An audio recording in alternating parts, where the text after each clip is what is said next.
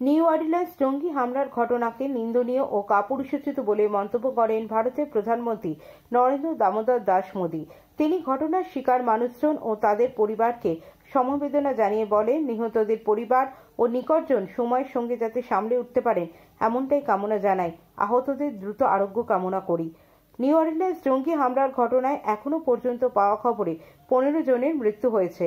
মার্কিন সেনার senior officer ঘটনার সঙ্গে জড়িত বলে এফবিআইয়ের তরফে জানানো হয়েছে। ওই অফিসার ইসলামিক স্টেট সংগঠনের ফ্ল্যাগ লাগানো একটি পিকআপ ভ্যান নিয়ে নিউ ইয়ার পার্টির সেলিব্রেশনের ভিড়ে হুড়মুড়িয়ে ঢুকে পড়ে। তারপর বারবান স্ট্রিটে গাড়ি থেকে নেমে এলোপাথারি গুলি চালাতে শুরু করে। এফবিআই জানিয়েছে, হামলাকারী শামসুদ্দিন জব্বার 42 বছরের মার্কিন নাগরিক, টেক্সাসের বাসিন্দা। নিরাপত্তারক্ষীরা গুলি করে পরে উন্মত্ত শামসুদ্দিন জব্বারকে হত্যা করে। এফবিআই তরফে সন্দেহ করা হচ্ছে গোটা ঘটনার সঙ্গে শামসুদ্দিন জব্বার একা জড়িত নয়।